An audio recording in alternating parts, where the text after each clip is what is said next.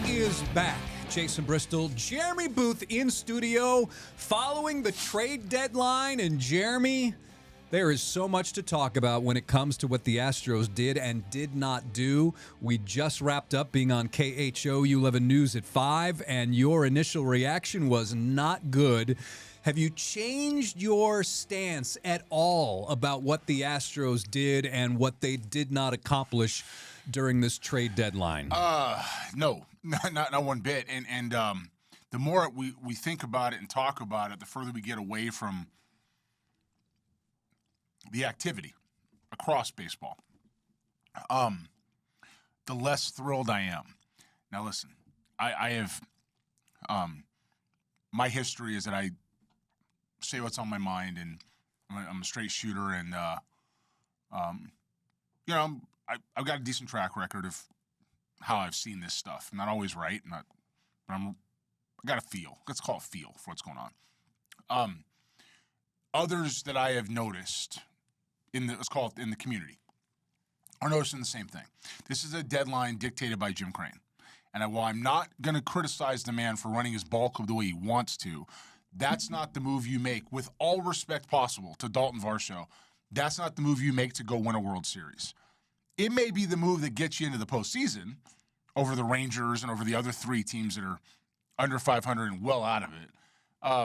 But it's not the move you make to win the World Series. And if the objective object of what you're trying to do championship season is to win a championship, you had this guy in AAA. Now, Daulton Varsho is a great makeup guy. He's a good clubhouse guy, great clubhouse guy. Toronto doesn't do a bad job in vetting players like that and it's historically have done a good job with who they've had up there. But it's underwhelming. It's underwhelming from what was needed. Now, I'm not saying I don't want him on the roster. He's an upgrade for some of the stuff they had. But I'm not winning a World Series with Daulton Varsho by himself. He's not putting me over the top. And Blue Jays last year were arguably a much better team as a whole than the Astros are this year, and he didn't put them over the top either. He's a piece. So, not even close. And with that, if the Astros need, depending on who you talk to, is a high-contact outfielder, they got that. I said that on Sports Extra, high-contact outfielder. But if they needed some innings on the mound to rely or to move Arrighetti, I guess, is where I'm going with that. I'm not a huge Arrighetti. I said back of the rotation. I said, I get it. I said that for a long time. Even then, I'm being surprised he's done as well as he has for as long as he has in some cases. I'm not moving him for Varsho. I'm just not doing it. So I'm underwhelmed. I understand why it happened. There was other pieces around the game to help you win a World Series. Varsho is a rental. Don't kid yourself. He's not going to be here next year unless they decide to double down on the renting. So I don't know what to tell you. Besides, I'm underwhelmed. I'm not happy with it. If I'm trying to win a championship, I get it, but it's not something I would have done. Some of the reports coming in from Dana Brown and his news conference, we had multiple conversations in trying to acquire pitching. Felt like we got close a couple of times, but we fell short. Typically, when something like that is said, it's usually the next line is the high prices teams were asking for starting pitching, and I'm sure that is exactly what played a part in the Astros' mind when it comes to all of this. And I'm guessing that the Astros in some ways feel that adding Ronel Blanco and getting a Christian Javier back in some form or fashion, but more so Blanco and Wesneski is like adding a piece at the deadline. I'm sure that's probably a little bit of their thinking, but it is, it's very interesting that this is the one move they got, because if you look at it, I think just talking to people around here in the office is that it's basically you just got another Jake Myers. I mean, Daulton Varsho has hit better on the road than he has at home this season. He is a plus defender, but his OPS plus, he's like 15% worse than the rest of the league. You needed some impact. You didn't get that. I mean, we can dance around it. You and I, we've been doing this a little bit now, and we're pretty. I wouldn't say we don't. I would say we don't struggle for words very often. Okay, we're struggling to figure this one out and explain it, and for all the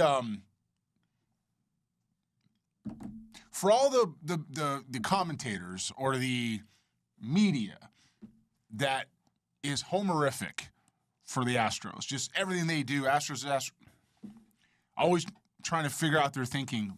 I'll make this real simple. Jim Crane didn't want to spend any money. He found somebody that was going to go help them get into the postseason. I'm going to start now giving a little more credibility and instinct that he's figured out what he wants to do with Dana, which I don't think is necessarily fair yet. This is not one that everybody goes, wow, let's get him over the top. I mean, you've been breaking him down off camera about, him and Jesus Sanchez. Yeah, he is a year older than Jesus Sanchez. He's played in fewer games this season. He has a lower batting average, a lower OPS, and he's hit few, and he has the same number of homers in more games than Jesus Sanchez. Could have kept Jesus Sanchez. Yeah, he's a much better. I mean, Jesus Sanchez is not a center fielder. And on the flip side of that, the way this outfield has not produced, that Varsho is an upgrade over basically everything they have, which is the scary part. So it is an upgrade. It is an upgrade, and you never know what's going to happen over the course of a couple of months. But when you see a name like Trevor Larnach out there, and that the Astros could have had him for Brian Abreu, who knows what else would have been involved in the deal. Man, Larnach is impact. Now, is he a Hall of Famer? No. Is he an all-star? Maybe once or twice in his career. But Brian Abreu, this ride that we've been on with him, and he's been so good. And after the All-Star game, he's been much better. But to see that they potentially could have had Trevor Larnach, that's an impact bat. Yeah, I don't. I don't get why, if you're trying to win a championship, you walk away from that deal. It's much easier to move an Abreu, who probably needs to change scenery anyway, than it is to move an Arrighetti from a standpoint of innings. Arrighetti will give you innings. Abreu is not going to give you innings. You need innings. And it's a confounding move to make if you're trying to win. The division is laying down for the Astros this year. And that includes what the Rangers did. And they're watching, I promise you, they're watching Houston. They're up there going, you know what? What are the Astros doing? How do we have to counteract that? Where does this end? Where does this begin? And the Astros said, you know what we're going to do today? Nothing. That's what we're going to do. Nothing. And we're going to move a little bit to show people that we're moving. And I really hate saying this because I love Dana, and I like the culture they've started to build over there. They started under James Click as far as course correcting with Dusty, and I think these guys have continued it. But, let me take another approach here. Something just occurred to me while I'm talking to you. Let me take another approach here, okay? Joe Espada is not very good with stars. Maybe, in your opinion, yeah. The track record would say he's not very good with stars, but yes, in my opinion. Maybe Varsho is the type of player that will respond to Joe Espada. And Dan is not going to say that. He shouldn't say that, and Joe sure as heck isn't going to say that. But if they think Varsho is the type of makeup and human being that will listen to a Joe Espada and be motivated to go play because Joe will connect with him, then maybe that's the explanation for the move. I know this. That's a really weird thing to say. I'm doing the best I can here. I'm trying to find a way to justify this. I think they feel like they got something for a relatively cheap price that a guy who they think once he gets out of that stadium, a bit of a change of scenery, he's better than what they have, and that was what they had to give up. And they probably believed that Spencer Arrighetti would not be in the rotation, and he wasn't in the rotation to start the season, and that they probably have a couple of guys behind him that are Spencer Arrighetti guys. You're trying just as hard. I'm with you. Okay. We are. You know what? We got to give ourselves a little bit of credit here. We're usually pretty openly ripping these guys. We're trying really hard to find the positive here. And I don't have one outside of that. He is an upgrade to what they had. That's no question about that. He was on the big league roster. He does address a need to a point. You just don't win a championship with him. And if you're going to win a champion, meaning he's not the difference maker in a championship. Yeah, I don't think it's a bad deal. I don't think it's a bad trade. But by itself, I think that's where you're just like, if this move was done with another move or another couple of moves, I could see that this would be like, okay. This is an extra piece to a bigger deal, is I guess where I'm at. And I'm going to say this, and I've said it around here last couple of hours, George Springer would have been a better fit for me. And the reason why is because he's producing offensively at a very high clip, has for the last month or so. Today's the 3rd of August, is that right? So about a month, okay? He hasn't played the field, but we're talking about left field. He doesn't address center field, I understand. But offense was the key here. And so but he's not left-handed. He's not left-handed, but George Springer's hit for a long time, made a lot more money than Varsho, and you're still talking about a rental. All right? My instinct here is that this was a salary-driven move from the standpoint of who they could go acquire. They moved somebody off the roster that was a starter who will enjoy Toronto. Everybody enjoys playing in Toronto. But it wasn't a day to go win a World Series. It was a day to just kind of keep your lead. Springer hit .290 in the month of July with an OPS of .878, 4 homers, 13 runs driven in. And Arrighetti certainly has a lot of the spin and some of the metrics that people love. But, yeah, that was the deal. That's it. That was the deal. That's all we got, Jason. That's all we got. So when we look around Major League Baseball now, any deals that surprised you or players that are staying where they're at that surprised you? Well, Zach Neto. I thought he may get moved to Boston or New York. I thought Corey Seager, depending on what the Rangers did, could get moved. Same thing, Boston or New York. Neither happened. You know, the teams that what concerns me is the teams that are in it are in it. You can tell they're there. You saw some contracts get moved out of San Francisco. Players, them to do some things. That was a good day for them. Buster needs to get moved. Devers, he needs to move. I think it's Adames they got playing short, right? And he's got to move somebody else. Chapman. Those are the 3 immovable guys he has. He needs to move every single one of them and start over. But for the most part, the teams that are in it got better somehow, even if it's just a small upgrade. And the teams that aren't in it punted dramatically. And that's how, we're down to a 10-team race in each league for the next 2 months. So we'll see where this goes. So I'm just now checking Sportsnet's website. They have a quote from Ross Atkins about Springer. And it says, "It was important for him to be here. We wanted him here as we continue to push forward." That's what Ross Atkins said of Springer after the deadline. So they're not punting either. They're just going to get guys that they moved guys they can't re-sign. They're not going to re-sign Gausman. Soriano's got some years of control, and Arrighetti too. They traded Jeff Hoffman, Adam Macko, and then Namala, the prospect. The shortstop. Yeah, he's not. I mean, he's very highly rated. It's great. I mean, I'm not saying he's going to be anything, but it's prospects. You're not as high on him as others. I'm not. I think he's a move to Anaheim or Los Angeles, Angels of Anaheim. That makes sense for Soriano. Soriano's going to help them. He's going to thrive in Toronto. He's got some ties in that area, which very few people Soriano? know. Yeah, very few people know he's got ties up in Vaughan. Okay. In the Vaughan area. So he's got some people up there that'll help him sit at home a little bit. So that's good for him. And they have him controlled, right? So you've got through 2028, you've got Dylan Cease, Trey Savage, and you've got Soriano. Yeah, they got, what's Arrighetti's control? Through 20. So yes, is the bottom line. So yeah. they're not 27. So another year before arbitration. It's arbitration this year, right? Isn't that right? Something like that. Yeah, so it wasn't a bad deal across the board for the Blue Jays. Macko is a left-handed reliever. I had him. You know him well. Consider him to be similar to Norm Charlton as far as what his ultimate role could be. Rangers picked up a pretty good left-hander, and that's good for him. Makes sense. They're all over Future Star Series guys. They love them, so do I. So, what about actually Arrighetti here? Service time. He's arbitration eligible in 2027, free agent in 2030. Yeah, so there you go. So you get your control. So he was pre-arbitration eligible in 2026. Yeah, so there you go. So you get your control. You have your starters on the roster. You move payroll, and you reset next year. Go ahead and reload. What about Taylor Ward going to the Mariners? It depends on what was his contract expiring.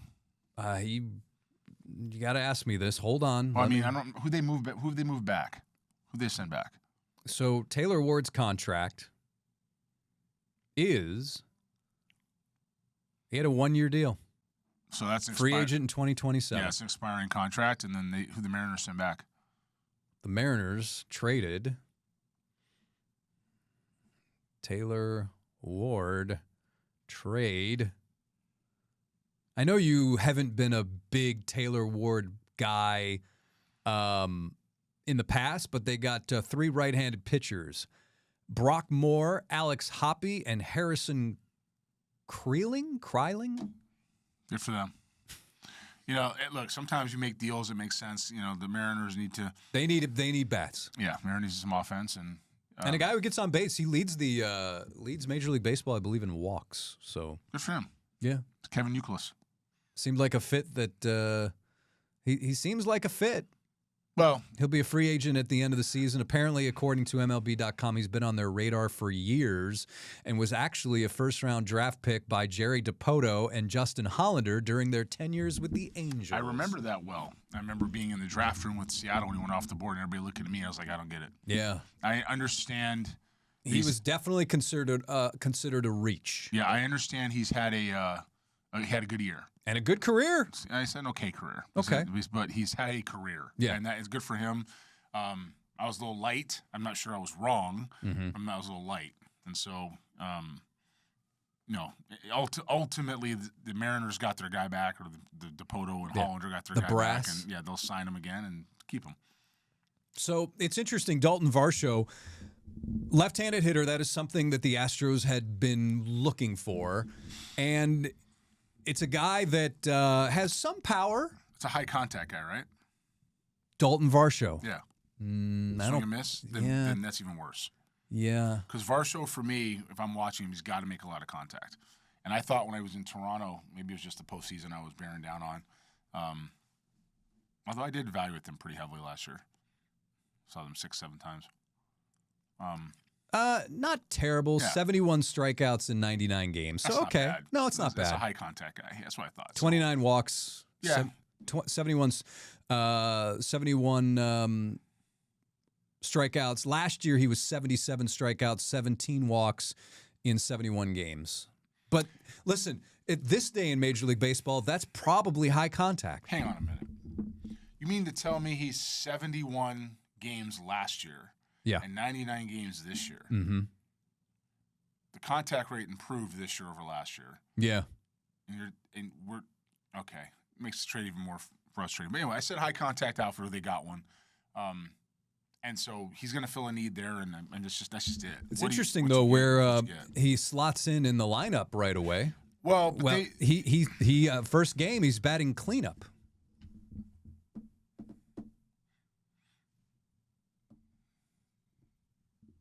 Which is fourth. He's batting fourth. Yeah, I got it. I was trying to formulate a response because the way these guys are doing their lineup, I don't quite understand either. If I got a high contact guy that has limited power and I'm trying to have him set the table, I'm not hitting him fourth. But then again, no matter what the lineups look like, the Alvarez hit second all year and had the best year of his career. So I guess that makes sense. I don't know that it makes sense. I guess it makes sense. He's not going to hit 1. He's not going to hit 2. Nope. He's not going to hit 3. No. So that means they like him better than Walker and Diaz, which, okay. And Diaz has been better. Yeah, he's been better, but Paredes, anybody else going to run out there like this guy better than? Paredes is second, so he's batting second. Or excuse me, Paredes bats third, pardon me. Okay, and where's Correa's out? That's what it was. Yeah. Before that, Paredes hit line. So Paredes, Paredes is batting third. You get the point, though. So he's in a place that is, I guess, the next guy in line. Yeah. One thing he will do if he'll sell the double play with Paredes because Paredes ain't going to run. This guy will. So that's one way people used to construct lineups is that if you have a guy that can run in the 1 spot, Pena, a guy that can't run in the 2 spot, let's say for argument's sake, Alvarez can't run in the 3 spot. Then you got to have somebody else who can run in the 4 spot. It's up instead of down. What does this say? And I think you alluded to it. Something about what it means for Dana Brown's future? Jim Crane has always run these teams no matter what he says. Like making the baseball. And we got a real good look at this with Abreu, right? In the year that Dana came in January. Jose Abreu. Yeah, January or February, and he signed Montero and Abreu, these massive contracts with a GM in place. That's when we figured out he was no longer hiding. I'm the one that makes every single decision. I'm doing all of it. And as I said then, it's his team. He can do what he wants if that's how he wants to do it. Dana's trying to pacify that and still do the best he can with the resources he's given. Dana's the only general manager since Ed Wade who's been caught in no man's land. And Ed Wade was before Crane, okay? Dana's in no man's land. He's got to get rid of icons. He's got to move people off the roster. He had to do that with McCullers this year. He's got to do things that are just uncomfortable for general managers to do after long runs of success and championships and try to win at the same time. While drafting well, somewhere picking in the 20s, which isn't bad, as long as you know what you're doing. Well, the scouting department's got to be rebuilt. And processes that are not conducive to amateur selection.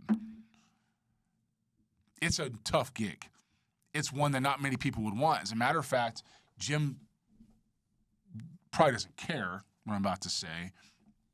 But every year, much like owners do, people go around and they start talking about these general manager positions for owners. Doesn't matter if one's open or not. And I promise you, the industry is pulling for Dana Brown.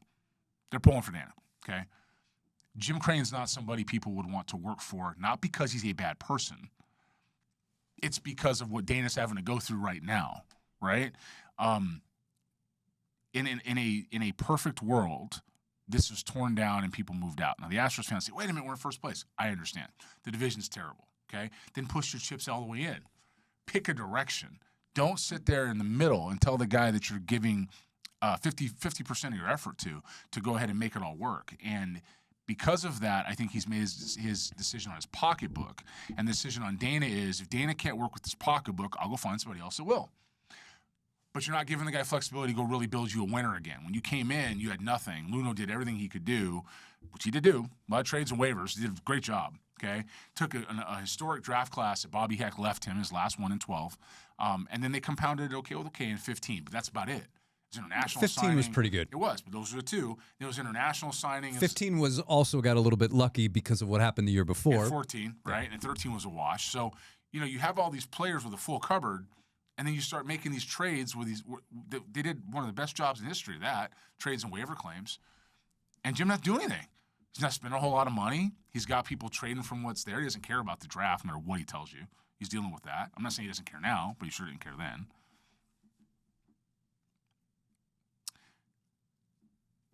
The decision is, can Dana win with the resources he's given the way Jim wants him to?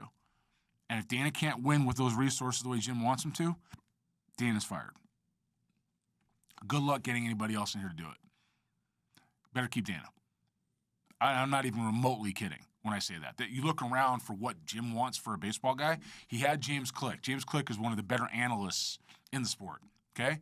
And I mean that with I don't just like JC. I do like James a lot, but he's one of the better analysts in the sport. The reason why James isn't here anymore is because Jim didn't feel he could make a decision. He just felt that it was groupthink all the time, and the GM couldn't make a decision and go directly to Jim with what they wanted to do. Dana can do that, but he's not letting Dana do it. So you don't want an analyst who's going to go ahead and do it that way. You don't want a baseball guy, which there are very few, that understand analytics and numbers and can do all this together. Those guys are being pushed out left and right. And that's who you connect with, but they can't. Who are you going to get in here? Who's going to come in here and be the guy to finish this process? Because any general manager is going to come in and tell you what you want to hear. Then they're going to look at this and go, I can go ahead and trade this guy, this guy, this guy, this guy. Altuve's got to retire. Alvarez gets me 10 players. Pena's not going to sign here. You move those three guys alone, you got a whole new farm system. Tough gig. So hopefully Dana can figure it out. You know what else? I'm going to pull for Joe Espada here too, because I don't know if anybody else is going to want to come manage either. So hopefully Joe Espada does that and does a good job, and the Astros can get in the postseason and have a good run.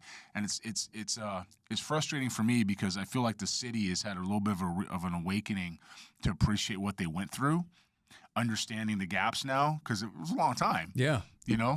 And now sees what can be again, and they're actually getting smart baseball-wise. Yeah, there's not as many people up on up in your. Well, when you're right for a decade, I guess they turn around and they. But it is amazing to me now how many people I see talking about their draft classes and how poorly they were in the opening round and some of the selections they made. And yes, I know they got Zach Greinke for, but again, if those guys were that good, would they have actually packaged two of them in the same thing? I will say this, though. There is a Lee, and I've been wanting to say this to you. I don't know if you know this, but there is a Lee Astros jersey that is all over now. I don't know if you've noticed it when you were driving around. Mm-mm. So Jeremy Pena has been doing advertisements for a law firm, and the guy's name is Lee.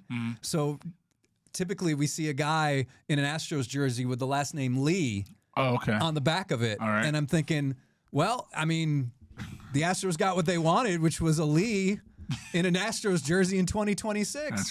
That's right. But he was a big leaguer, so listen, I mean, anybody who gets to that point, and this, I'm not slamming Corey Lee, but again, to pick him in the first round, that was, yeah. And here we are. Those graphs were gross. I mean, they just were not. They were gross. He has not played in the majors this season. Corey Lee? Yeah. He's probably fishing somewhere. No. I don't know. Is he in the minors? I don't know. He's not a player I follow. And I'm not putting the guy down when I say that either. It just wasn't a guy that I was like, yeah, let's go get Corey Lee.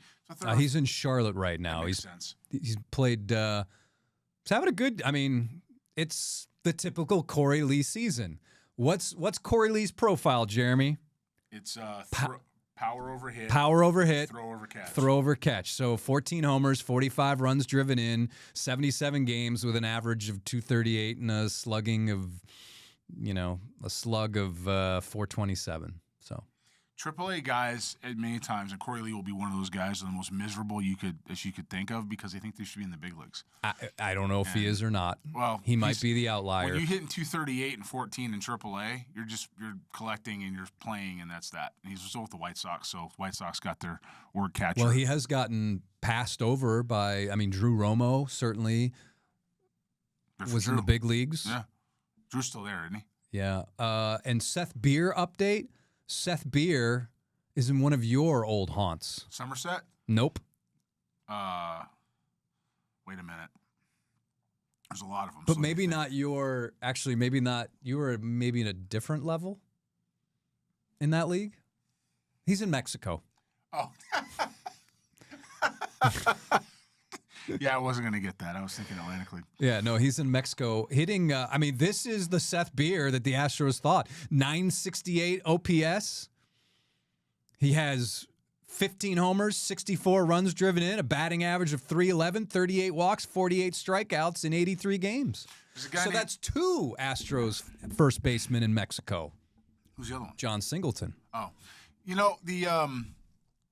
There's a guy named Bubba Smith years and years ago. Former Mariner. Yeah, Bubba Smith was Mr. Mexico. He hit 35 to 40 every year. Juan Thomas used to crush the ball. Guys go down there, they can't hit in the States, and they perform. Chris Carter went down to Mexico and hit a bunch of home runs. You know what I mean? So I'm not saying it's not a good place to play. I love the Mexican League. It's just for a while it had a AAA affiliation. It does not anymore, but it was a pretty good league, and so very happy for those guys to have success where they are, make some money. But that's what pros do. Yeah. All right, everybody. We were going to do this live on Facebook, but we had some technical issues. I probably should have mentioned that at the very top of the program. But that is the take from Jeremy Booth on the trade deadline. So that's going to do it for us on Extra Bases. The camera's on me. Now it's on both of us. As always, thanks for watching, everybody. Leave your comments, questions, and everything below, and we'll see you next time on Extra Bases.